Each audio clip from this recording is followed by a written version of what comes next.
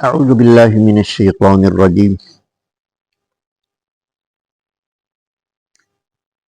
بسم اللہ الرحمن الرحیم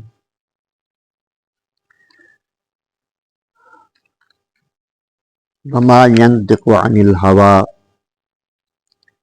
ان هو الا وحی یوحی، اور وہ بولتا ہی نہیں اپنی خواہش سے مگر جو اللہ تبارک و تعالیٰ کی طرف سے وحی کی جاتی۔ یہ سورہ نجم ہے، اس کی ابتدائی آیات پڑھی جا رہی ہیں۔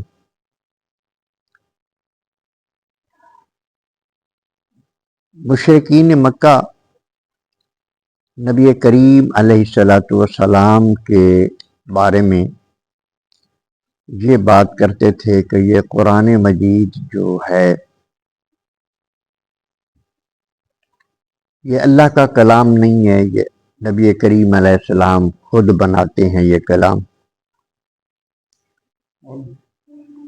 اللہ تبارک و تعالی نے ان آیات میں ان کے اس دعوے کا رد فرمایا ہے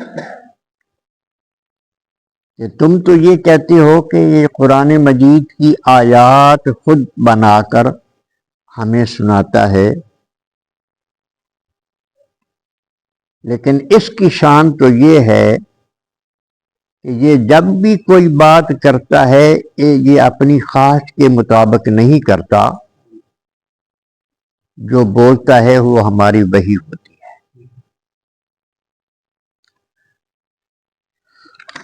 اب وحی کے دو طرح کی وحی ہوتی ہے۔ ایک وحی یہ ہوتی ہے کہ الفاظ بھی اللہ تبارک و تعالیٰ کی طرف سے نازل ہوتے ہیں اور ان کا معنی اور مفہوم بھی اللہ تبارک و تعالیٰ کی طرف سے نازل ہوتا ہے،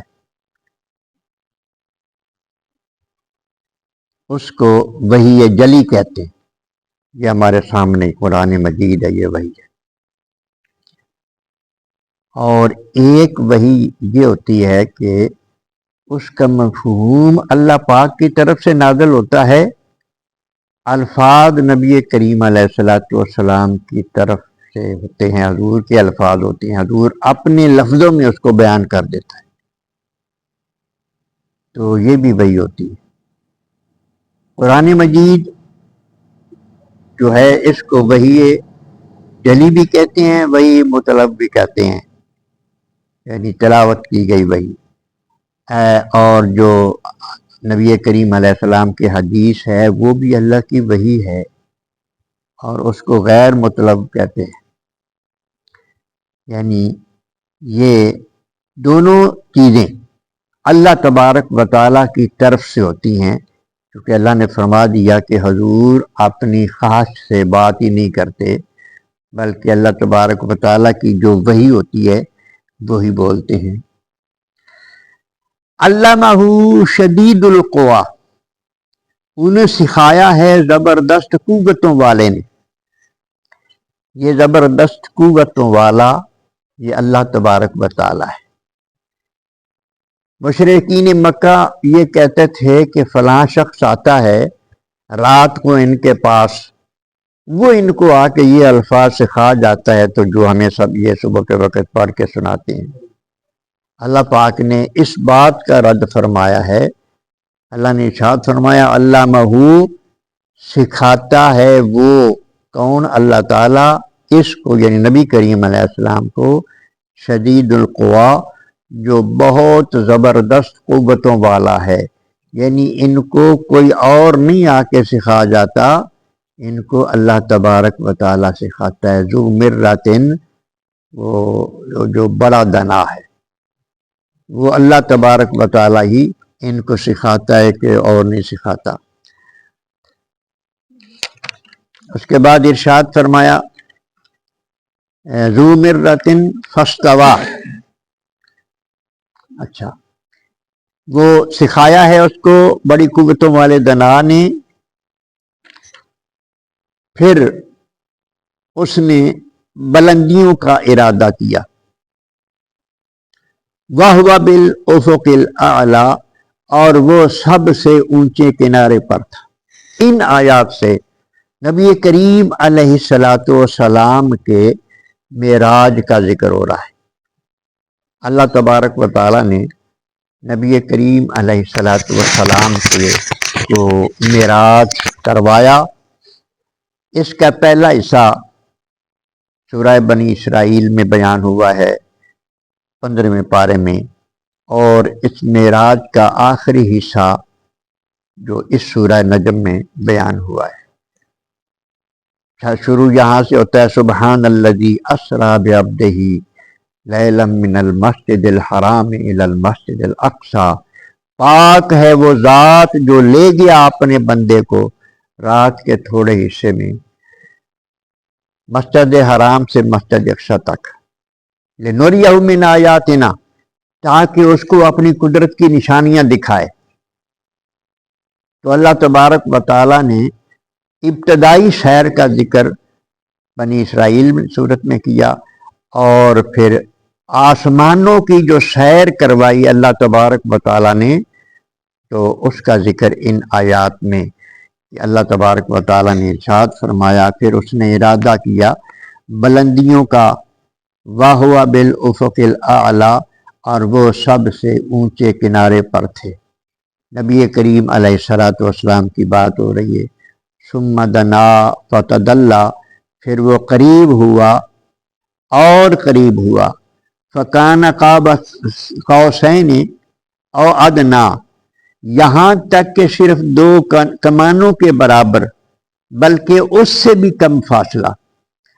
عربی میں یہ طریقہ رائج تھا کہ جب کسی چیز کے قرب کا، قریب ہونے کا بیان کیا جاتا تو ایسے وہ کمانوں کے ذریعے کہ اس طرح فلاں جو ہیں وہ فلاں کے اس طرح قریب ہوا. تو اللہ تبارک و تعالیٰ نے قرب کے اعلیٰ درجے پر اپنے حبیب صلی اللہ علیہ وآلہ وسلم کو فائز فرمایا. جب آپ کو معراج پر بلایا تو اس قرب کا یہاں بیان ہو رہا ہے. فکان قاب قوسین او ادنا، اللہ اکبر، یہاں تک کہ صرف 2 کمانوں کے برابر، بلکہ اس سے بھی کم فاصلہ. پھر اس کے بعد ارشاد فرمایا فاوحا الی عبدہ ما اوحا، پس وحی کی اللہ تعالیٰ نے اپنے محبوب بندے کو جو بھی وحی کی.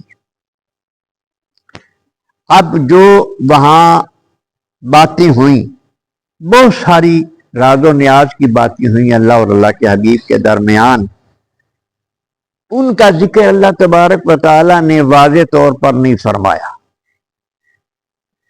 آپ کا آسمانوں پہ جانا، آپ کا قرب، یہ ساری چیزیں اللہ تبارک و تعالیٰ نے جو بیان فرما دی ہیں، لیکن کیا باتیں ہوئی ہیں ان کو اللہ تبارک و تعالیٰ نے راز میں رکھا ہے. پھر جتنی باتیں سنانے کی اجازت تھی اتنی آقا علیہ السلام نے سنا دی.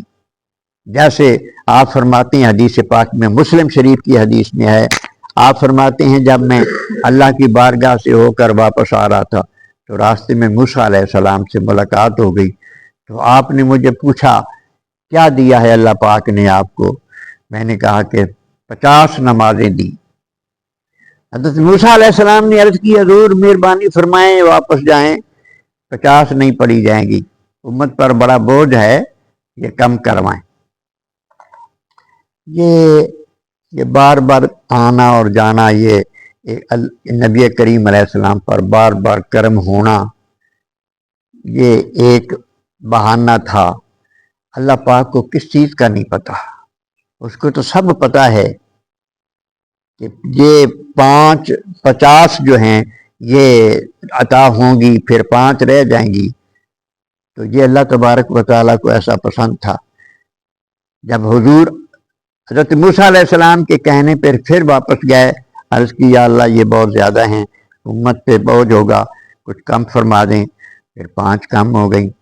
پھر جب آئے تو پھر موسیٰ علیہ السلام نے اپیل کی کہ ضرور ایک چکر اور لگا لیں، یہ ابھی بھی زیادہ ہیں۔ قصہ مختصر 5 رہ گئی۔ موسیٰ علیہ السلام نے پھر بھی زور دیا کہ آپ پھر جائیں، تو نبی کریم علیہ الصلوۃ والسلام نے فرمایا کہ نہیں، اب مجھے شرم آتی ہے کہ میں اللہ کی عبادت کو کم کرواؤں۔ ہاں جی، لیکن یہ فرما دیا کہ اللہ پاک نے مجھے یہ فرمایا ہے کہ امت پڑھے گی 5 ثواب 50 کا عطا کروں گا۔ یہ اللہ پاک کا انعام اور احسان ہے۔ تو یہ نماز جو ہے یہ تحفہ ہے جو اللہ نے بھیجا ہے، اور حضور علیہ الصلوۃ والسلام یہ تحفہ لے کر آئے ہیں۔ اب ہمیں امت کو یہ سوچنا چاہیے، دیکھنا چاہیے کہ بھیجنے والا کون ہے۔ نماز تحفہ ہے، بھیجنے والا کون ہے، لانے والا کون ہے۔ ذرا اس طرف بھی کبھی سوچنا چاہیے کہ ہم اگر کسی کو تحفہ دیں اور وہ قبول نہ کرے، جو حشر یہ امت نماز کا کر رہی ہے، پرواہ کوئی نہیں، تو یہی حشر کوئی ہمارے تحفے کے ساتھ کرے تو دیکھ کر دکھ تو ہوتا ہے کہ نہیں ہوتا، کہ یہ چیز میں نے بڑے پیار سے دی ہے، بڑی قیمتی چیز میں نے دی ہے، تو اس کو کیسے رلا دیا ہے، ہاں جی، اس کی کوئی قدر ہی نہیں کی، ہمیں دکھ ہوتا ہے۔ تو اللہ تبارک و تعالیٰ نے تو یہ بہت بڑا، اور یہ تحفہ نبی کریم علیہ الصلوۃ والسلام نے اللہ کی بارگاہ میں یہ درخواست کی تھی کہ مولا کریم مجھے تو معراج کرایا ہے۔ حضور کا یہ امت کے بارے میں یہ خیال ہر لمحہ ہوتا تھا کہ جو نعمت مجھے ملی ہے میری امت کو بھی عطا کی جائے۔ پوچھا مولا کریم مجھے تو معراج کرایا ہے، یہ کرم فرمایا ہے، امت کے لیے کیا معراج ہے، اس کے لیے بھی کچھ ہونا چاہیے۔ اللہ نے فرمایا جا محبوب اعلان کر دیا صلاۃ معراج المومنین، نماز مومن کی معراج ہے، نماز مومن کی۔ بھائی اللہ اور اللہ کے حبیب نے بھی تو باتیں کی تھی نا، تو جب نمازی نماز شروع کرتا ہے تو اللہ سے باتیں کرتا ہے، سبحانک اللہم و بحمدک، اے اللہ تو پاک ہے۔ ہاں جی، اللہ کی حمد و ثنا کرتا ہے، اللہ سے مخاطب ہوتا ہے۔ اور حدیث پاک میں آتا ہے کہ اللہ بھی فرماتا ہے کہ ہاں میرے بندے نے میری حمد کی، میرے بندے نے میری تعریف کی۔ یہ باتوں کا ایک سلسلہ ہوتا ہے۔ اگر دل میں محبت ہو اللہ کی تو پھر بندہ پھر بڑے شوق سے نماز کی طرف آئے۔ اللہ تبارک و تعالیٰ سمجھنے کی توفیق عطا فرمائے۔